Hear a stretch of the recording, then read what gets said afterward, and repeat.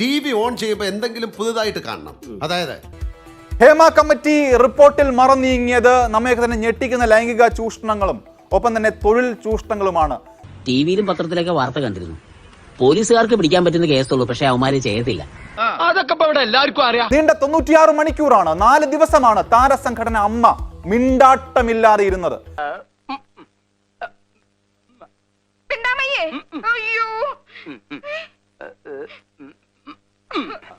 കണ്ടോ എന്താണ് ഒന്നും മുണ്ടാത്തത്? ഊമയാണോ? അല്ല, പിന്നെ മൗനവ്രതത്തിലാ.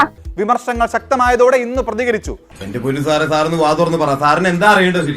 ഗൗരവമേറിയ വിഷയങ്ങളിൽ അഴകൊഴമ്പൻ സമീപനമാണ് അമ്മ ജനറൽ സെക്രട്ടറി സിദ്ദിഖ് കൈക്കൊണ്ടത്. എന്നിട്ടുണ്ടായ കഥ കേൾക്കണോ അച്ചുവിന്?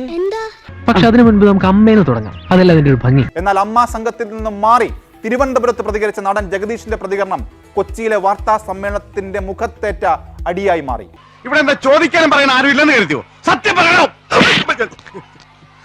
നടൻ സിദ്ദിഖ് പറയാൻ മടിച്ചതും തടി തപ്പിയതും തെരഞ്ഞു പിടിച്ച ആർജവത്തോടെ പ്രതികരിച്ച അമ്മ വൈസ് പ്രസിഡന്റ് കൂടിയ ജഗദീഷിന്റെ വാക്കുകളാണ് ഇന്ന് ശ്രദ്ധിക്കപ്പെട്ടത്. ഇയാളെ കൊണ്ട് വലിയ ശല്യമായിരുന്നു.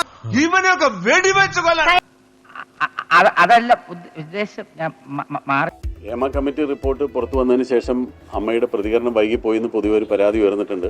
അതിൻ്റെ സത്യാവസ്ഥ നിങ്ങൾ മനസ്സിലാക്കേണ്ടത്, ഈ ഹേമ കമ്മിറ്റി റിപ്പോർട്ട് പുറത്തു വരുമ്പോൾ തന്നെ ഞാൻ നിങ്ങളോട് പറഞ്ഞിരുന്നു, അന്ന് ഞങ്ങളൊരു ഷോയുടെ റിഹേഴ്സൽ നടന്നുകൊണ്ടിരിക്കുകയായിരുന്നു. ഓക്കെ സമ്മതിച്ചു. നിനക്ക് എന്നോട് എന്തെങ്കിലും പറയാനുണ്ടോ? ഈ ഹേമ കമ്മിറ്റി റിപ്പോർട്ടിനെ കുറിച്ചുള്ള പ്രതികരണം വൈകിയതിന് ഞാൻ പൊതുസമൂഹത്തോട് ക്ഷമ ചോദിക്കുകയാണ്. ഇതാണ് ആൺകുട്ടികള്. വളരെ പെട്ടെന്ന് തന്നെ പ്രതികരിക്കേണ്ടതായിരുന്നു. അതിന് കാരണം എന്തായാലും അമ്മയുടെ ഭാഗത്തു നിന്നും ഒരു വീഴ്ച പറ്റിയിട്ടുണ്ട്. ഇവനെയൊക്കെ തീർത്തുകളയാണ് വേണ്ടത്. ഈ ഹേമ കമ്മിറ്റി റിപ്പോർട്ട് എന്ന് പറയുന്നത് അമ്മയ്ക്കെതിരെയുള്ള റിപ്പോർട്ടല്ല. ഇവരെന്തൊക്കെ പറയുന്നത്?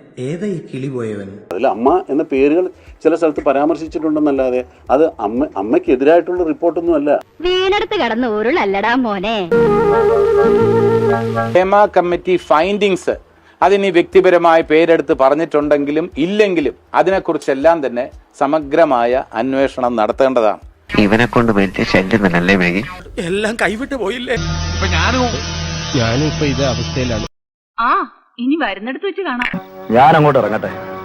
മോൾ അവിടെ തനിച്ചേ ഉള്ളൂ. അപ്പൊ എല്ലാം പറഞ്ഞതുപോലെ നാളെ വീട്ടിൽ കാണാം.